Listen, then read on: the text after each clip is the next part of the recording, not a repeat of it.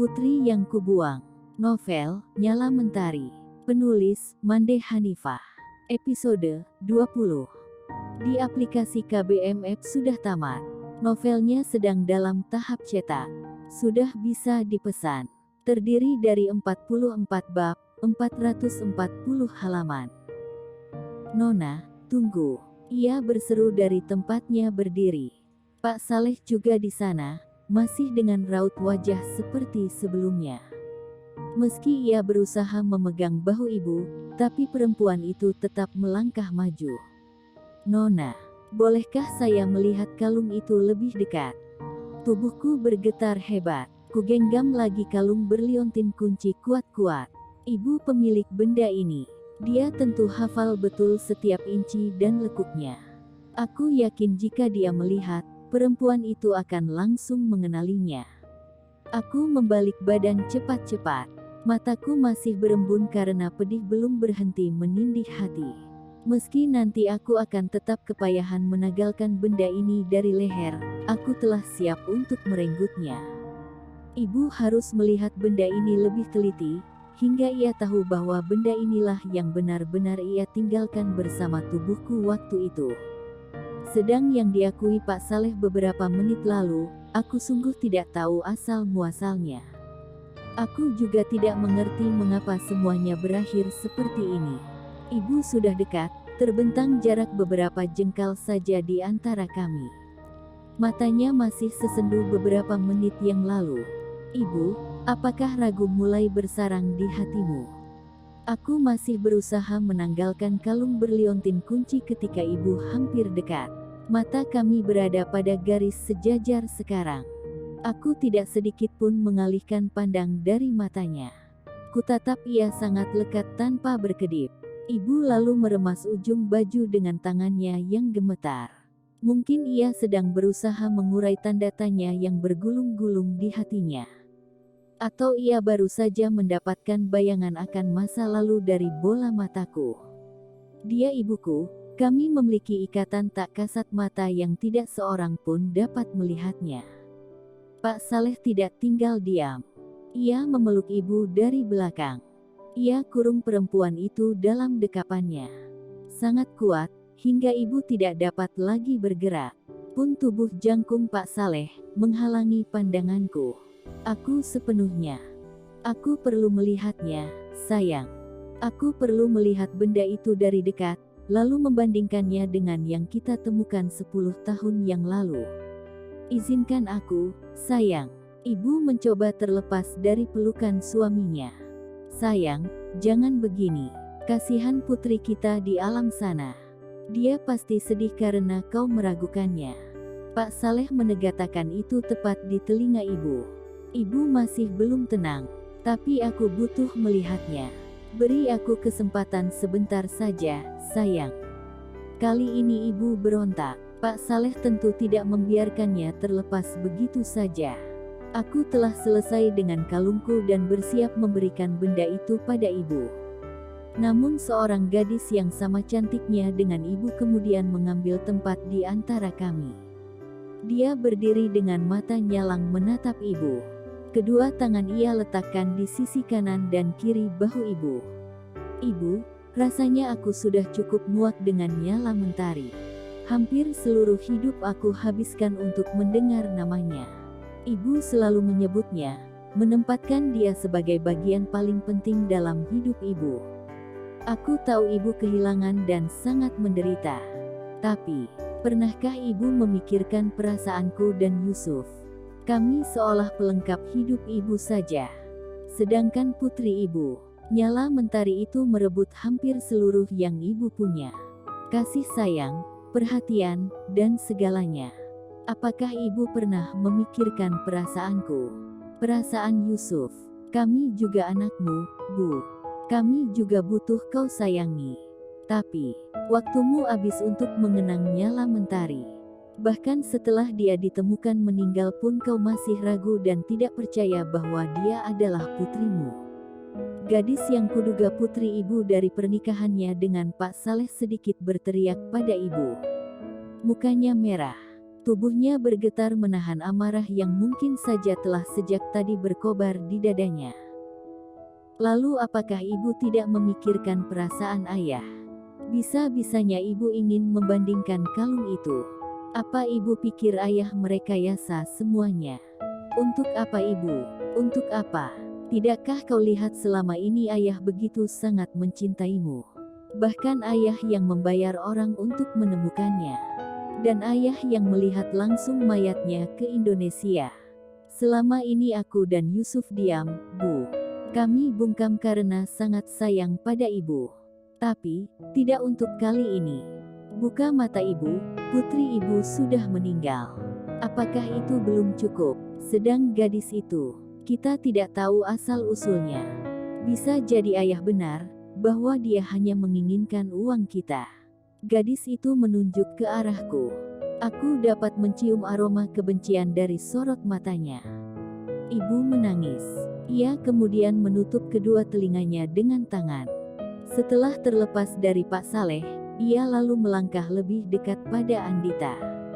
Aku dilewatinya. Kalung yang sudah terlepas seluruhnya kugenggam sangat erat. Ujungnya yang sedikit runcing barangkali tengah melukai telapak tanganku sekarang. Rasanya sakit, tapi tidak lebih perih dari hatiku. Keluarga ini menghancurkan mentalku untuk kesekian kalinya. Andita, ibu minta maaf. Ibu hilaf. Astaga, apa yang telah ibu lakukan?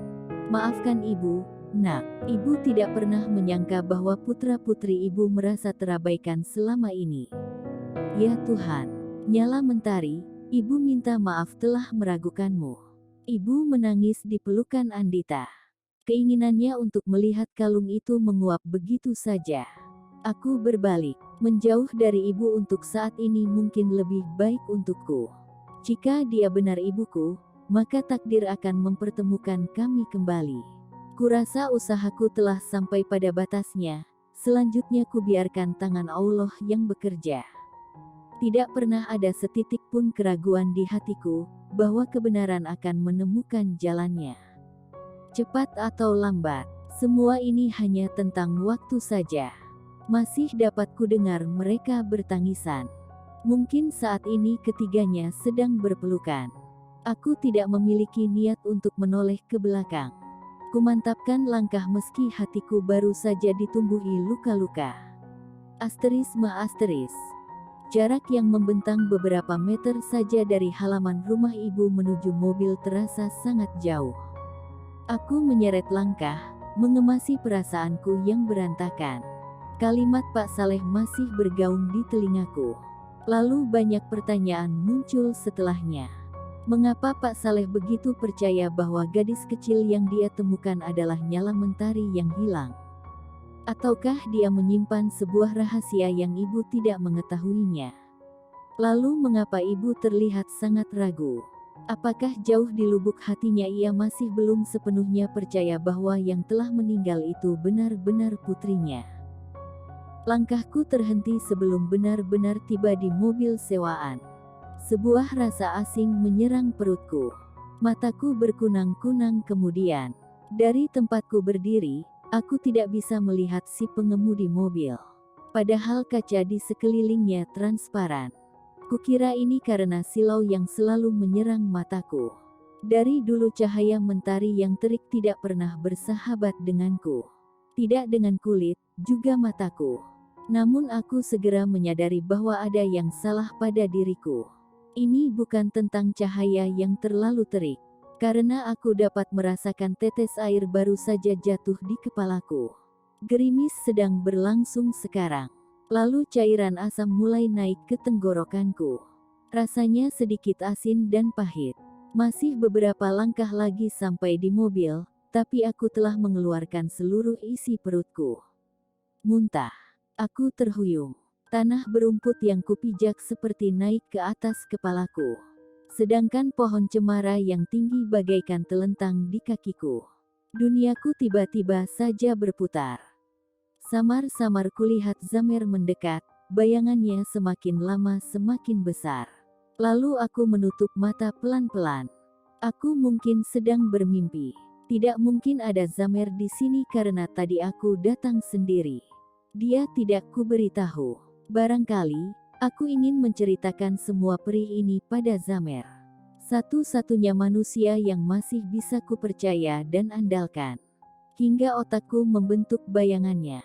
Seolah-olah dia ada. Kamu muntah-muntah dan pucat seperti orang mati. Suara itu yang kudengar ketika pertama kali membuka mata. Suara yang selalu bisa mengembuskan hawa sejuk ke dalam dadaku. Suara Zamer. Ternyata tadi aku tidak sedang bermimpi. Aku memindai sekeliling dan tahu bahwa aku sedang berada di dalam mobil. Aku terbaring di jok tengah, Zamer duduk tepat di kakiku. Raut wajahnya menyiratkan kecemasan. Aku tidak tahu siapa yang mengemudikan mobil yang terus melaju. Kapan kau datang? Aku mencoba mengangkat kepala untuk duduk namun cairan asam itu mulai menjalari tenggorokanku lagi. Isi perutku terasa diaduk-aduk. Sudahlah, kamu berbaring saja sampai tiba di rumah sakit. Aku sudah mengabari agensi tentang kondisimu dan mereka memintaku untuk segera mencarikan pertolongan untukmu. Zamer tidak menjawab pertanyaanku, hingga aku harus mengulanginya sekali lagi. Kapan kau datang? Dan dari siapa kau tahu bahwa aku mengunjungi Paula? Kali ini aku tidak mencoba untuk duduk. Aku pasrah dan tetap menjaga posisiku agar lambungku tetap dalam keadaan baik-baik saja. Aku ke rumahmu dan Catherine menceritakan semuanya padaku. Lalu aku menyewa mobil untuk menjemputmu. Ternyata kekhawatiranku benar. Kamu tidak sedang baik-baik saja. Mereka menolakku, Zam. Mereka bilang aku penipu. Aku ingin menangis lagi. Suami Paula bahkan menawarkan aku sejumlah uang. Aku, cukup. Kamu tidak harus memikirkan apa-apa sekarang. Nanti, ketika badanmu sudah sehat kita pikirkan lagi langkah berikutnya.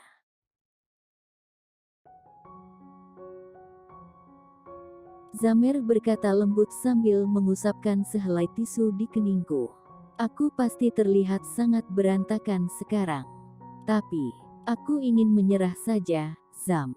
Ini terlalu sakit, kurasa aku tidak akan sanggup menanggungnya.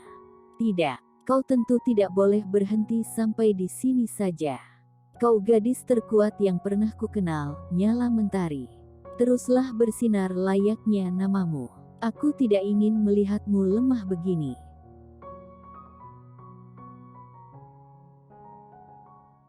Asterisme asteris.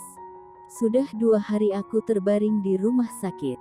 Kurang asupan makanan, lalai mengonsumsi vitamin dan banyak pikiran membuat asam lambungku bermasalah. Mereka mencukupi kebutuhan gizi tubuhku melalui selang yang tertancap di pergelangan tangan. Rasanya tidak enak berlama-lama di sini. Aku rindu pemotretan dan sesi latihan. Apalagi, awal bulan depan kami memiliki jadwal peragaan busana untuk pertama kalinya. Jangan sampai aku tidak bisa mengikutinya. Hari ini Zamer tidak menemaniku. Dia banyak sekali jadwal akhir-akhir ini. Oh, aku lupa, lelaki baik itu sedang naik daun sekarang. Mungkin beberapa tahun lagi namanya akan sejajar dengan fotografer kenamaan. Barangkali ketika masa itu tiba, aku dan Zamer sudah berada kembali di Indonesia. Aku rindu segalanya tentang negeri kelahiran itu, rindu rumah telaga juga dan Kakai. Sampai saat ini lelaki itu bahkan belum sedikit pun beranjak dari ingatanku. Aku mendongak keluar jendela, terlihat sangat cerah di luar sana. Tiba-tiba aku rindu cahaya matahari. Kuputuskan untuk duduk sebentar, lalu berdiri dan menuntun tiang infusku keluar. Aku ingin berdiri sebentar di balkon kamar ini. Membiarkan matahari menghangatkan tubuhku barang sejenak, sembari menunggu Zamer yang berjanji akan datang beberapa jam lagi. Namun, dia tidak bisa berlama-lama. Jadwalnya sangat padat. Aku merasa geli sendiri membayangkan nanti jika dia sudah menjadi terkenal. Mungkin aku akan sangat kesulitan menemuinya. Awas saja diajikan nanti melupakanku. Kamarku berada di lantai 2. Dari tempatku berdiri dapat kulihat taman rumah sakit yang rindang. Pohon-pohon pelindung yang masih rendah tumbuh sejajar membentuk pola-pola. Puluhan kursi taman tersebar di mana-mana. Orang-orang dengan seragam sepertiku tengah asyik bercengkerama di bawah sana. Matahari pukul 9 pagi memang membuat suasana lebih hangat hingga membuat pasien-pasien memutuskan untuk menikmatinya. Kak Kairo. Mataku tertumbuk pada sesosok lelaki yang sangat lekat di ingatanku. Lelaki yang selalu kusebut dalam doa-doa panjangku. Berharap Tuhan mempertemukan kami kembali. Bagaimanapun keadaannya, Kak Kairo. Itu benar dirinya. Dia sedang tertawa-tawa dengan seorang perawat wanita di bawah sana. Perawat yang juga kukenali. Dia yang rutin mengganti tabung infusku. Juga yang membantuku mandi dan membereskan segala urusanku. Suster Debbie, aku mengenalnya dengan baik. Part ini adalah yang terakhir tayang di FB. Lanjutannya ada di KBM App dan Novel.